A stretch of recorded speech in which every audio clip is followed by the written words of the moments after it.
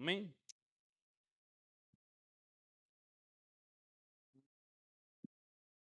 Aleluya.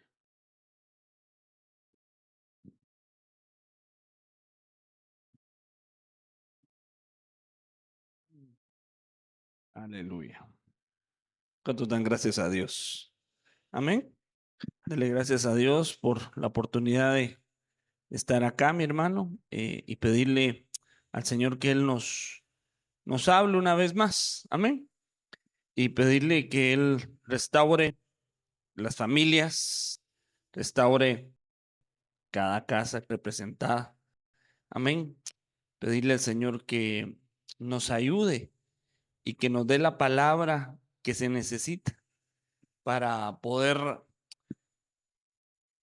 ver qué es lo que está en nuestra parte. Amén.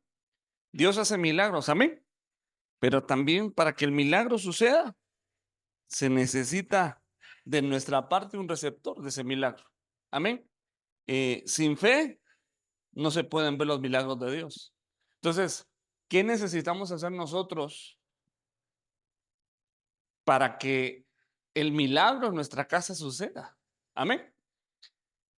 ¿O qué estorbos tenemos nosotros que nos impiden que el milagro llegue?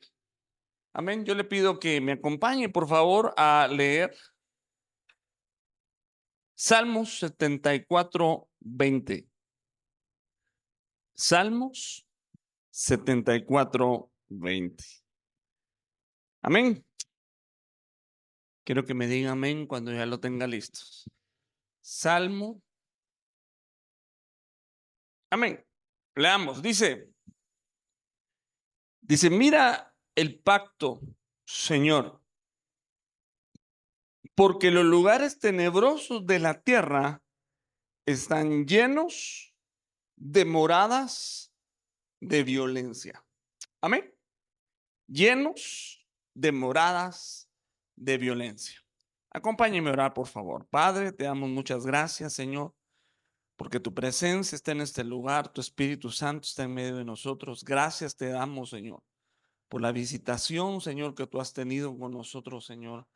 A pesar, Señor, de nosotros, a pesar de muchas cosas, Señor, que tal vez son estorbos, Señor, en el ambiente, Señor, estorbos incluso adentro de nosotros. Tu presencia se hace manifiesta, tu presencia se hace presente en medio de este lugar, Señor. Yo te pido que tú bendigas a cada familia, Señor, aquí representada, Señor. Los que están aquí presentes, Señor, y los que están en sus casas, Señor, te pido que también los bendiga, Señor. Pero que lo que ha derramado hoy sobre nosotros, Señor, lo podamos atesorar, Señor, para poder tener, Señor, en nuestra casa, Señor, un recurso, Señor, que podamos utilizar, Señor, para ministrar nuestro hogar, nuestro matrimonio, nuestros hijos, Señor. Te pido hoy, Señor, ese recurso de tu palabra, Señor, y que podamos, Señor, aprender, Señor, de ella, para que nuestra casa, Señor, sea una casa de paz. Señor, que en nuestra casa hayan hijos de paz. En el nombre poderoso de Jesús te lo pedimos. Danos hoy esa palabra que la necesitamos, Señor. Nos urge una palabra tuya, Señor. Que nuestros hogares sean restaurados, levantados, Señor, sanados, Señor. Que nuestros hijos, Señor, no crezcan con las mismas carencias que nosotros o que nuestros padres crecieron. En el nombre poderoso de Jesús, le damos un aplauso fuerte a nuestro Dios. Aleluya. Gloria a Dios. Voy a ir tomando el tiempo para respetar el mismo. Y hemos estado meditando la palabra, hemos estado estudiando algunos receptores de la bendición. Amén. Hemos visto en la Biblia que para que la bendición de Dios llegue, necesita reposar en algo. Amén. Eh, un receptor de la bendición que vimos es que cuando alguien llega a una casa, tiene que emitir un saludo de paz a esa casa. Amén. Tiene que llegar con una bendición, pero ¿de qué? De paz. Amén. Y pone la Biblia una condición. Si hay alguien si hay un hijo de paz en aquel lugar, vuestra paz reposará en aquella casa. Y si no hay, la paz regresa de donde salió. Entonces, la bendición de aquella persona necesitaba un receptor en aquel lugar, en aquella casa. Entonces, en nuestra casa hay receptores. Amén. Pero regularmente los receptores están en nosotros. Entonces, ahí el receptor era la paz que había en un hijo de paz. Pero imagínense si todos en la casa son hijos de paz. Pues todos reciben, en todo reposa esa bendición. Entonces hay veces que uno viene delante de Dios y Dios derrama una bendición. Amén. Cada vez que nos reunimos, Dios derrama una bendición, derrama alguna palabra, derrama algo de su presencia. Amén. Pero hay veces que el receptor no lo tenemos ajustado. Si no venimos con el receptor listo o con nuestro receptor tapado, pues nos vamos igual, ¿no? Alguien lo ponía con este ejemplo, que todos nosotros somos como vasijas. Amén. Pero si la vasija está boca abajo, le puede llover toda la noche, pero esa vasija nunca se va a llenar. ¿Por qué? Porque está en la posición incorrecta. Entonces, nosotros necesitamos ver qué receptores hay en nosotros para pedirle al Señor que ahora que nuestro receptor en nuestro hogar esté adecuado o esté corregido, ahora podamos ver y retener esa bendición. Entonces, si vemos que hay un receptor de paz, forzosamente tiene que haber un receptor contrario, del lado equivocado. Y ese receptor sería un receptor de violencia. Así como hay hijos de paz, también hay hijos de violencia, o hijos violentos, o familias violentas. Y la violencia, hermano, es una entidad espiritual. La violencia no es una actitud de nosotros, sino que la violencia es incluso antes que Luzbel. Todos sabemos la caída de Luzbel. Amén. Nos han enseñado de hace tiempo cómo cayó Luzbel. Pero vemos en la caída de Luzbel que antes que él cayera, ya habían otras entidades malas que lo hicieron caer a él.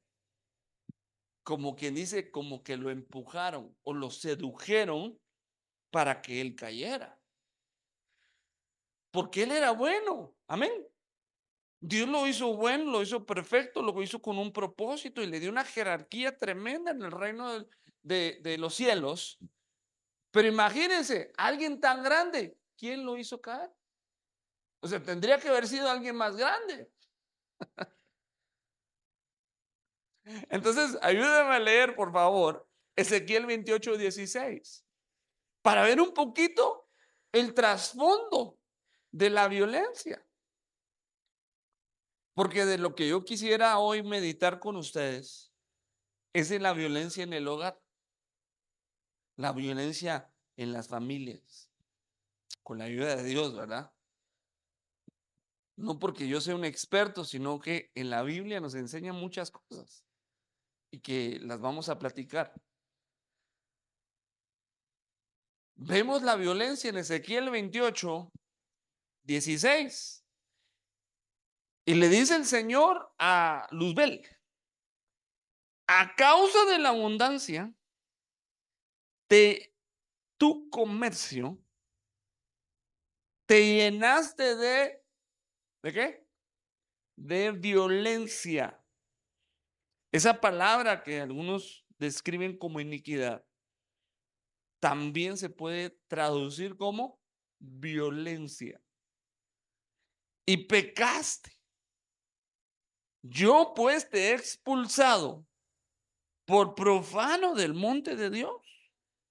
y te he eliminado, querubín protector, de en medio de las piedras de fuego.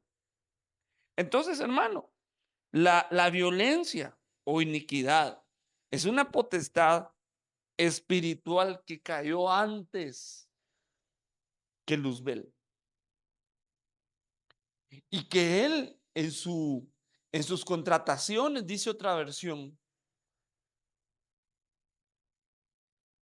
a causa de que él estaba negociando con los ángeles, se llenó de violencia. Es decir, el hecho de que Satanás haya empezado de alguna manera a ofrecer puestos, ¿verdad?, a seres, hermano, angélicos, le abre la puerta a que la iniquidad llenara su corazón. O sea, Dios no lo hizo así. Entonces, hermano, si un ser perfecto como Luzbel, porque Dios lo hizo perfecto, no como nosotros somos imperfectos, pero un ser, hermano, de esa categoría se llenó de violencia. ¿Estaremos nosotros susceptibles a llenarnos de violencia también? Yo creo que sí. Somos hijos de Dios, amén. Pero en este cuerpo mortal y en esta condición de bajeza que tenemos, hermano, con facilidad podemos llenar nuestro corazón y nuestra casa de violencia. Y al ver la consecuencia de Satanás, que fue expulsado a causa de la violencia, ¿qué podría pasar en nuestra casa, hermano? Adán y Eva dice que fueron expulsados del huerto. Pero si usted sigue leyendo ese pasaje, dice que Luzbel también estaba en el Edén de Dios y fue expulsado del Edén. Perdón, pues perdió lo que tenía. Y nuestro Edén, hermano, nuestro paraíso, debería ser nuestra familia. Dice alguien por ahí que la familia o el matrimonio es lo más parecido al cielo o lo más parecido al infierno. Por algo lo dirán, ¿verdad? Es decir, el hogar bien ministrado, hermano, es una bendición de Dios. Amén. Pero también cuando el hogar se descompone, es terrible. Es una cárcel de la cual muchos quieren escapar o muchos quieren deshacerlo porque ya no hayan cómo salir de ahí, va. Entonces, cuando en la casa hay violencia, hermano, esa casa se vuelve una prisión.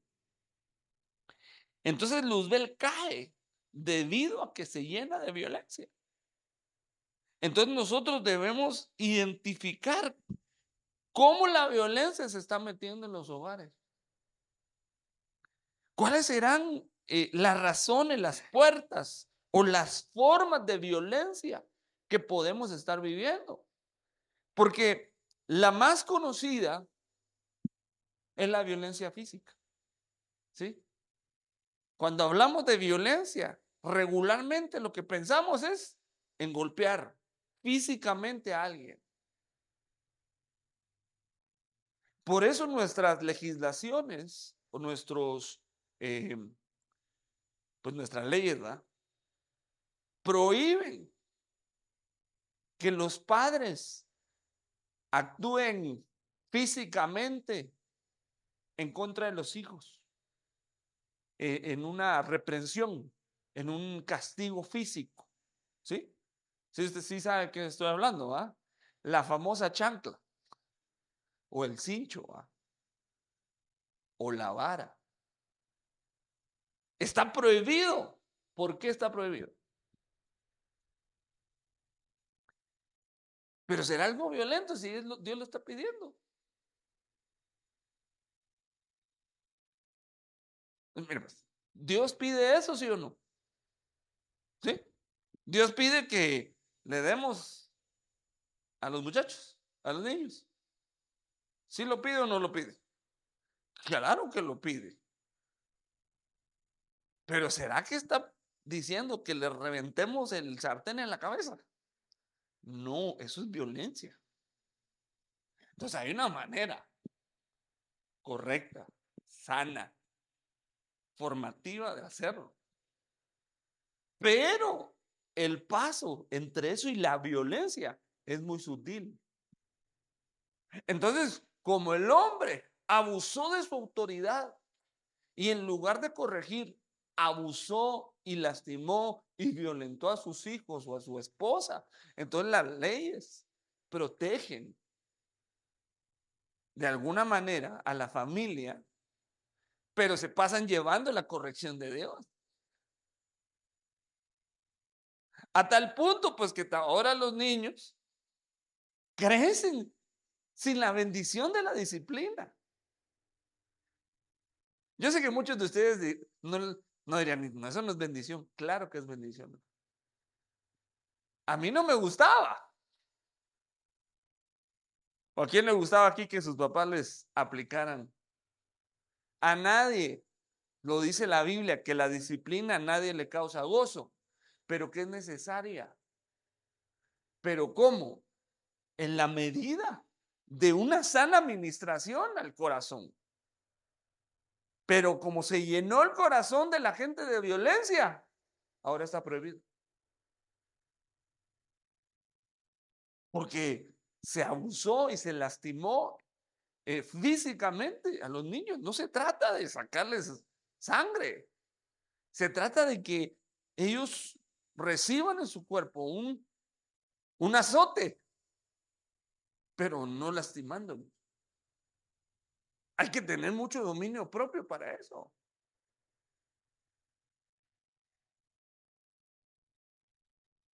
A tal punto que los padres modernos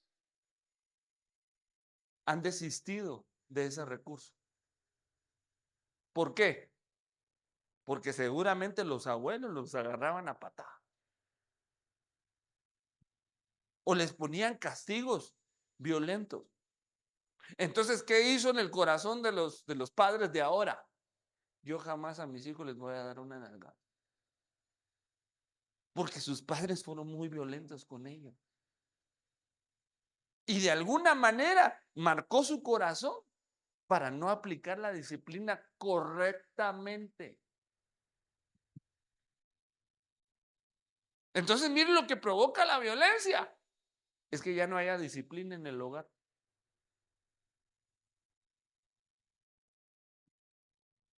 Una vez yo le pregunté a un hermano, ¿por qué no aplicaba la disciplina en su pequeño niño? Aquí no va, allá en Tangamandapio. Y le dije, hermano, no me dijo, es que yo no voy a ser como mi papá. Mi papá nos agarraba y nos contó todo lo que le hacía. Entonces ese hermano quedó marcado con la violencia a tal punto que ahora no disciplina a su hijo como debe ser, ¿va? Entonces mire el daño que provoca la violencia en el corazón de una persona. Entonces, mire la violencia, lo que provocó también en Génesis capítulo 6.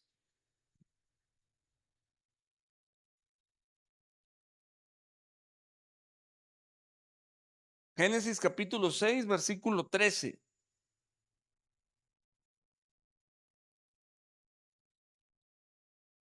Dice, entonces Dios dijo a Noé, he decidido, mire las decisiones de Dios, poner fin a toda carne, porque toda la tierra está llena de violencia por causa de ellos. y he aquí voy a destruirlos juntamente con la tierra. Entonces, cuando algo se llena de violencia, es destruido. Satanás, bueno, Luzbel se llenó de violencia y fue destruido, pues lo sacaron de su posición. La tierra se llena de violencia y Dios decide mandar un diluvio para eliminar a los violentos. No para eliminar la tierra, pero sino que la tierra estaba contaminada a causa de la violencia de los hombres. Pero yo quiero que traigamos esto a la casa. La violencia es un destructor del hogar. Si Dios destruyó el mundo a causa de la violencia, ¿qué podemos esperar de un hogar? ¿Qué le va a suceder a un hogar que se llena de violencia? Se va a destruir, hermano. Esa familia, tarde o temprano, será destruida. Porque es lo que provoca la violencia. Entonces, mire, Salmo 73:6. Cuando digo, hermano, que la violencia no es solo golpes, sino que la violencia es una persona espiritual, así como la sabiduría es una potestad espiritual. La violencia también. Y fíjese que la violencia, según leemos en el Salmo 73:6, dice que es una cobertura. Por tanto, el orgullo es su collar y el manto de la violencia los cubre. ¿Usted sabía que las personas que se dedican a hacer cosas malas, pero a un nivel alto, o sea, gente que son sicarios, que son eh, gente que se mete a las profundidades de ese tipo, piden una protección? Y van y recurren a potestades espirituales para hacer lo malo sin que les pase algo a ellos. ¿Por qué? Porque la violencia también los protege. Nos contaba un hermano y amigo que es parte de la Armada, de la Marina, en alguna misión en donde él le tocó que ir pues ahí sí que a justiciar a algunas personas, ¿no? No a justiciarlas, pues sino, pues los iban a capturar, pero de todos modos los terminaron en el combate, va, hiriendo a los malos. Y agarraron al jefe. Y dice que estaba con muchos balazos, pero que no se podía morir.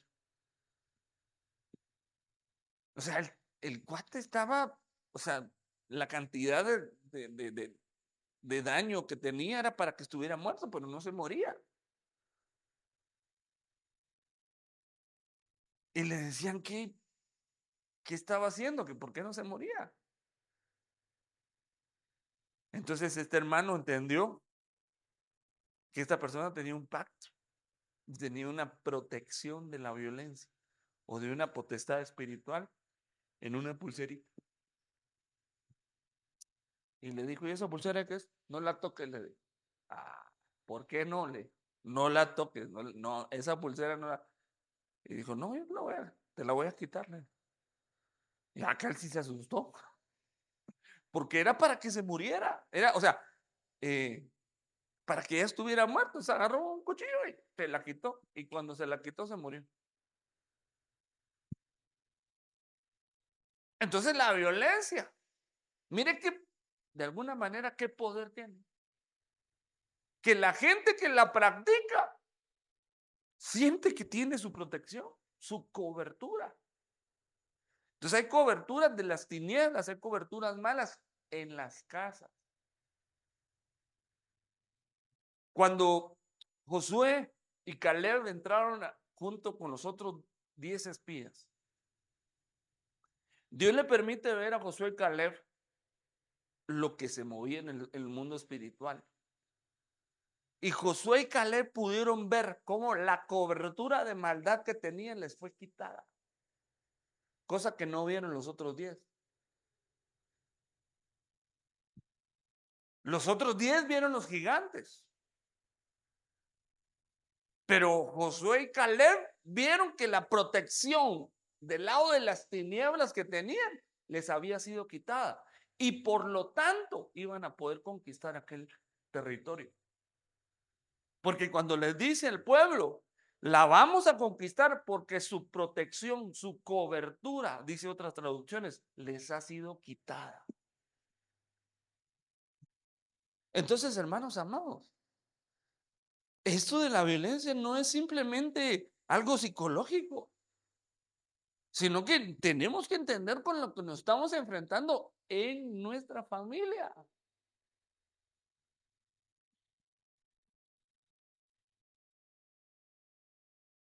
Proverbios 16. ¿Quién me ayuda a leerlo? Proverbios, capítulo 10, versículo 6.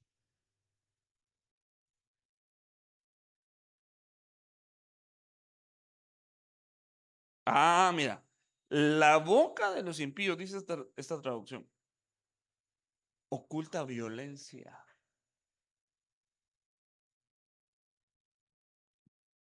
¿Dónde está la violencia ahí? Oculta en su boca. ¿Cómo le podemos poner esa violencia? Una violencia oral o verbal. No es solo de agarrar a cachetadas a alguien o a patadas. Yo digo que esa violencia todavía es más primitiva, más básica.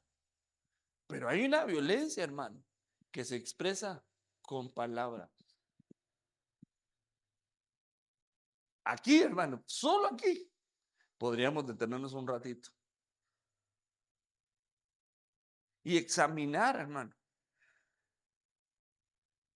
como qué palabras utilizamos cuando tenemos alguna discusión, cuando tenemos algún argumento, algún desacuerdo en el hogar. Porque la violencia, hermano, de alguna manera se expresa.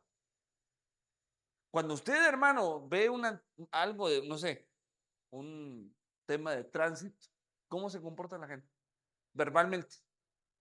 Hermano, empiezan a decir unas maldiciones y unas palabras. ¿Por qué? Porque están enojados, porque les chocaron el carro, porque lo que haya pasado. Empiezan a maldecir inmediatamente, como que en automático, mire pues, cambian como el switch y verbalmente se ponen violentos. Y las palabras que nosotros ministramos en la casa tienen poder. Lo que nosotros le decimos a los demás tiene poder. Y si la persona que las está recibiendo no tiene la capacidad de rechazar eso, le puede afectar. Yo le aseguro que si usted lo maltratan o le dicen algo, usted es una persona madura y usted dice, yo no recibo eso. Yo no lo acepto, no lo creo, renuncio y no me hace daño. Pero una persona, mire, usted agarra a un niño y le dice cosas, el niño las agarra. Y no tiene la capacidad de decir renuncio a eso. El niño las cree. Sea bueno, sea malo, sea verdad, sea mentira, el niño lo absorbe. No tiene perdón, pues, el discernimiento para decir, eso no es verdad. Bueno, hay unos niños que sí son como más avanzados, ¿verdad? Y dicen, no, eso no es cierto, no lo creo. Pero la mayoría recibe todo. Si no, pregúntele si a los niños creen en los Reyes Magos. Llegan a grandes y siguen creyendo. ¿Por qué? Porque eso les enseñaron. Pero si usted a un niño le dice que es un inútil y le fue mal en algo, inútil, saliste a tu madre. El niño lo cree. O tal vez no es un inútil, tal vez hay que enseñarle. O un niño se cae, un niño se tropieza, un niño hace algo. Inmediatamente en algunas personas lo que sale es, ya sabía, te ibas a caer. Y empiezan, hermano, a ponerle etiquetas.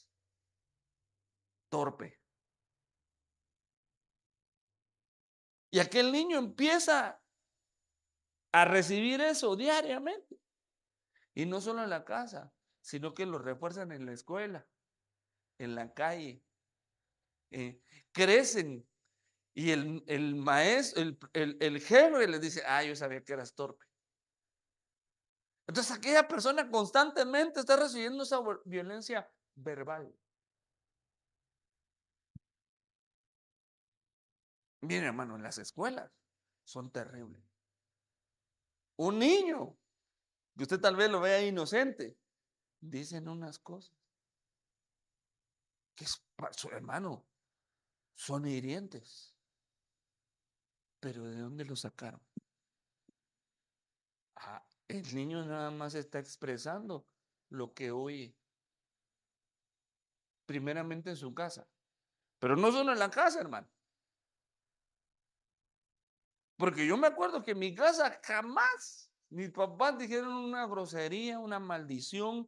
Eso estaba penado en mi casa. Era mortal decir una palabra de esas. ¿Y dónde cree que yo las aprendí? La calle. ¿Y dónde las decía yo? En la calle. En mi casa, miren. Ni loco, porque sabía lo que me esperaba si yo decía algo así, pero en otro ambiente uno como que cambia su vocabulario.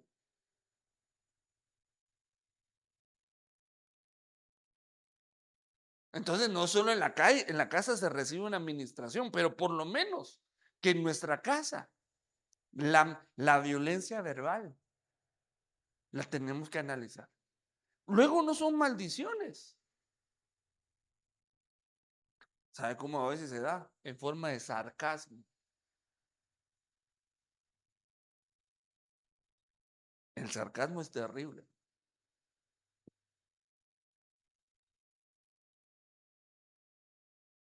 Porque decimos cosas que parecen buenas, pero en forma sarcástica. Y lastima a los demás. No utilizamos ninguna mala palabra. Es que mire, para ofender no es necesario decir palabras malas, sino que luego lo que decimos, sabemos dónde le duele al otro.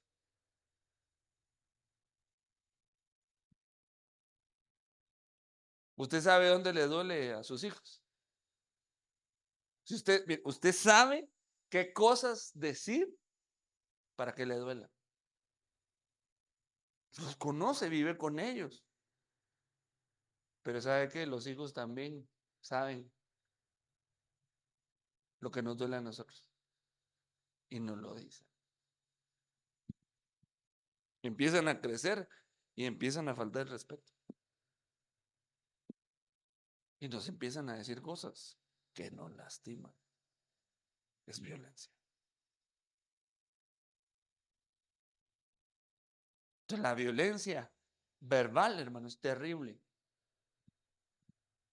Porque las palabras, hermano, cuando uno las recuerda, nos vuelven a doler.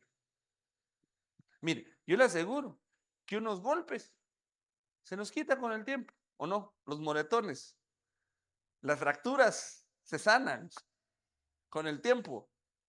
Pero le aseguro que usted recuerda una conversación que le dolió le, hermano, como que hubiera vuelto a suceder, porque queda el alma lastimada, lisiada. Y aunque haya sido hace 20, 30 años que esas palabras salieron de la boca de aquella persona, vuelven a sentirse como que si hubieran sido ahorita. Entonces es necesario que como con palabras nos lastimamos, con palabras también nos sanemos. Pero con palabras genuinas, ¿verdad? Con palabras verdaderas, podamos sanar la violencia verbal. Y que identifiquemos, hermano, cuando estamos, ¿me sabe que sería bueno? Grabarnos. Cuando estemos peleando, graves. Y óigalo cuando esté tranquilo. A ver si está de acuerdo con lo que dijo o nada más lo dijo porque estaba molesto. Una palabra puede levantar a una persona o la puede hundir. La violencia verbal. Bueno, sigamos porque siempre el tiempo se nos acaba rápido. Salmo 140, verso 3. Salmo 143.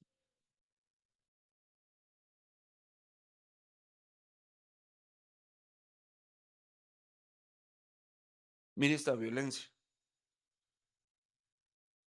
Aguzan su lengua como serpiente, veneno de víbora abajo sus labios. Mire, hermano. Guárdame, Señor, de las manos del impío. Protégeme de los hombres violentos que se han propuesto hacerme tropezar. Entonces, la violencia también se puede manifestar cuando una persona quiere hacer tropezar a otra. Cuando, como decimos en mi pueblo, cuando le meten zancadilla. ¿Cómo se llama eso cuando se pone alguien aquí y lo empujan? ¿Cómo? Le hacen camita. Sí, sí, sí, se dice sí o no. Que se pone uno aquí abajo así en cuclillas y otro viene y lo empuja. Y como tiene este acá, cae. ¿Ah? Caballito. Es hacer tropezar a una persona. Es algo violento. Entonces, ¿cuáles serían los tropiezos? ¿Qué tipo de tropiezos pueden haber en la casa? Un tropiezo es un estorbo en el camino. Es algo que hace que una persona tambalee y caiga. Ese es el objetivo, que una persona caiga. Hay de aquel que es piedra de tropiezo para uno de estos pequeños. Entonces hay veces que los padres somos tropiezo para nuestros hijos.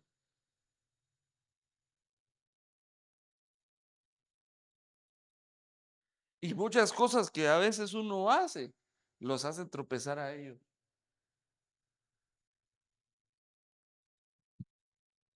Errores que uno comete.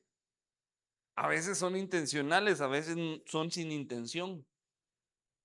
Pero ¿cuántos hijos, sus propios padres, los han alejado del evangelio? Parecería absurdo lo que estoy diciendo, pero yo conozco gente que no se acerca a una congregación a causa de sus papás. Para decir yo, cristiano como era mi papá, ni loco.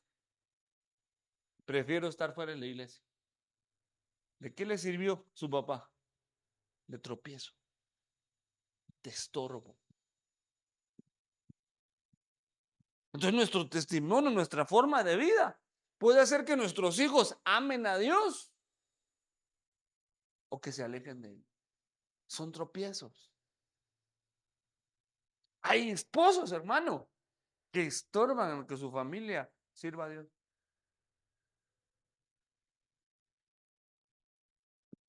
Hay personas que el marido no quiere nada con Dios, pero la señora sí. Y cuando va a salir a la iglesia, le dicen, hazme desayuno. Pero ya me voy, hazme desayuno. ¿Por qué lo hacen? Están estorbando. Pero miren, hermano, yo les voy a decir algo. Hay de aquellos que sirven de tropiezo. ¿Qué les va a pasar? Buscamos ese pasaje. ¿Cuál es la consecuencia de aquellos que sirven de piedra de tropiezo?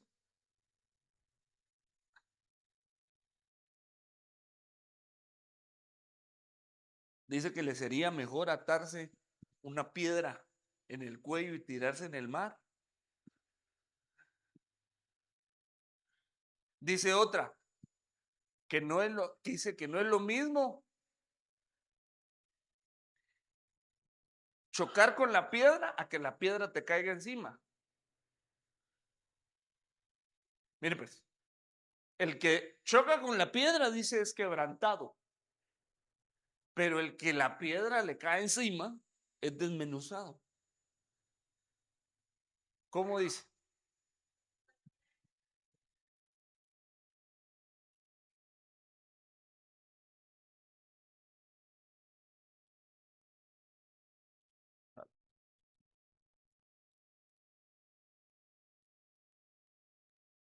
O sea, la consecuencia de ser un estorbo es grande, hermano. Hay otro pasaje que dice que no es lo mismo que la piedra, que uno choque con la piedra o que la piedra nos caiga encima. Hablando de los estorbos. ¿Cuántos se acuerdan de Saqueo? Hablando de los pequeños, ¿va? ¿Cuál era la estatura de Saqueo?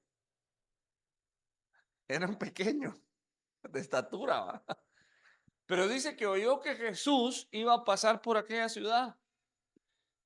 Y él lo que quería era ver a Jesús. Mire pues, no quería un milagro, no quería hablar con Jesús, no quería tocar el borde de su manto, quería verlo. No quería que Jesús orara por él. No, no, nada más quería ver a Jesús. ¿Y qué pasó? ¿Por qué no podía ver a Jesús? ¿Ah? Sí, era pequeño, pero había una razón por la cual no lo podía ver.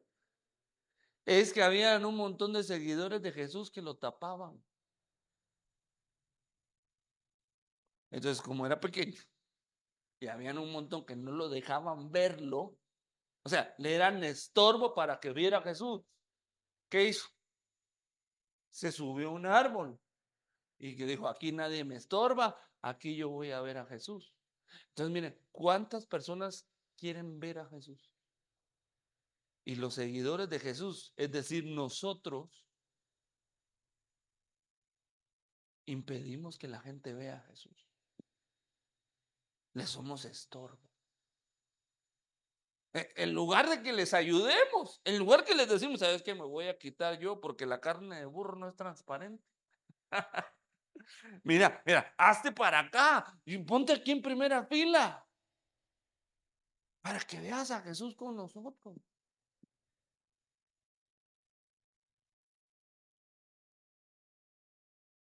A veces yo veo en algunos eventos deportivos que está toda la gente así en el estadio, así en la multitud, y algún inteligente se le ocurre subirse a una muchacha aquí en los hombros. ¿No sé si han visto eso o no? O en los eventos de conciertos. Perdón, es una gran falta de respeto para los que están atrás. ¿Por qué? Porque no les impide ver. Entonces, miren, hermanos, en la casa deberíamos quitar todos los estorbos que impidan que nuestros hijos se acerquen a Dios o que nuestro cónyuge se acerque a Dios. Hay veces que sabemos que se tiene un privilegio o se va a orar y a veces la misma familia es la que fastidia.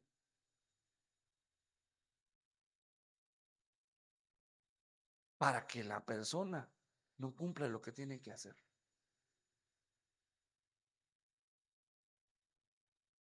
El estorbo es una forma de violencia. ¿Por qué? Porque nos hace tropezar. Miren, entonces la violencia, ¿no?, puede manifestarse también, como lo vemos en Mateo 8:28. Cuando llegó al otro lado, a la tierra de los Gadarenos, le salieron al encuentro 2 endemoniados que salían de los sepulcros, violentos en extremo, de manera que nadie podía pasar por aquel camino. Entonces, ¿cómo se manifiesta la violencia? ¿Por qué razones? Chamuco. Una persona violenta es una persona susceptible a que demonios entren. Por eso hasta uno debería tener cuidado. Cuando alguien se pone violento, podría entrar un demonio ahí. O cuando alguien está violento, deberíamos discernir también si no es un demonio el que se está manifestando. Porque vemos acá que estos personajes, le vamos a decir los gadarenos, eran violentos. No todos los demonios son violentos, pero hay demonios, hermano, que nadie los puede agarrar. Nadie, cuando se manifiestan, ¿a qué hace? Persona empieza y les da una fuerza sobrenatural. Le vamos a pedir a Dios un entrenamiento. ¿Cuántos quieren un entrenamiento de esos?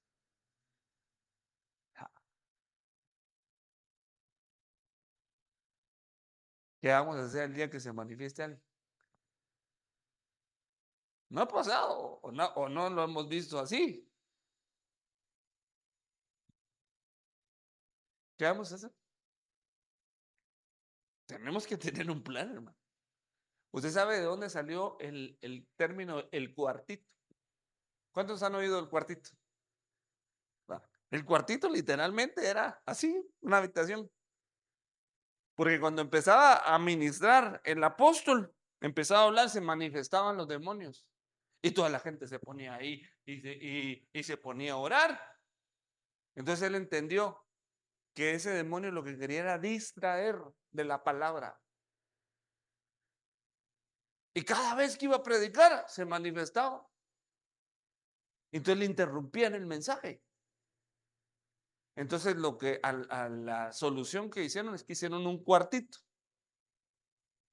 Cuando se manifestaba alguien, al cuartito, y se calmaba. Adentro del cuartito se calmaba. Porque el objetivo era distraer al pueblo de la palabra. Entonces también, hermano, la violencia es una manifestación demoníaca. Entonces, ¿qué se necesita ahí hacer? Liberar. Entonces, ¿cuántos hogares no están padeciendo violencia por influencia de demonios? Y entonces ahí no hay que razonar, no hay que decir, platiquemos, mira, razonemos. No, no, no, no. Ahí es a reprender. Estar bien difícil eso, ¿va? Imagínense que uno de nuestros hijos, bueno, no, de aquí no hay ninguno. Un hijo de alguien por allá se le manifiesta en la casa.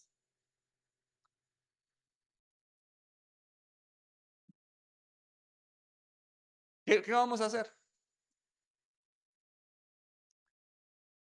Yo sé que harían algunos. Lo primero es que hacer, me van a llamar a mí o a mi esposa. Pero realmente Dios te ha dado el poder a ti para echar fuera demonios. ¿De quién es la señal de echar fuera demonios? ¿De los pastores, de los apóstoles, de los profetas? No, ¿de quién es la señal? Los creyentes. ¿Cuántos creyentes hay aquí? Entonces Dios te dio poder a ti. Entonces, muchas veces, hermano, la violencia en la casa hay chamuco en cautiverio.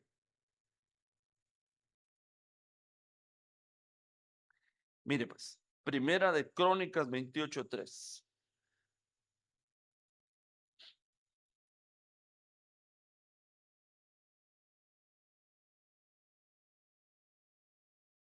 Primera de Crónicas 28:3. El sueño de David era edificarle casa al Señor. Ese era su sueño. Él en su corazón anhelaba con todo su ser edificar un templo para el Señor. Pero miren lo que Dios le dice. Pero Dios me dijo, no edificarás casa a mi nombre, porque eres un hombre de guerra y has derramado mucha sangre. Entonces, ¿cómo era David? Era un hombre violento. La vida que le tocó a David, le tocó peleas, guerras, saber cuánta gente tuvo que matar. Y para matar a alguien hay que usar violencia, digo yo. Pero ¿cuál fue la consecuencia? ¿Cuál fue la consecuencia de la violencia en su vida? No pudo edificar casa. Entonces, aquella casa donde hay violencia no se puede edificar. Y estamos hablando, Señor, levanta nuestra familia, restaura a mis hijos, restaura a mi esposa. Queremos edificar nuestra casa para ti, Dios mío. No, elimina la violencia.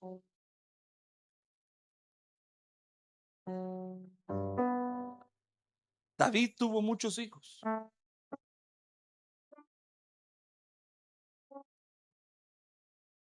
y sus hijos eran violentos, amigo, y violadores. No solo violentos, violadores.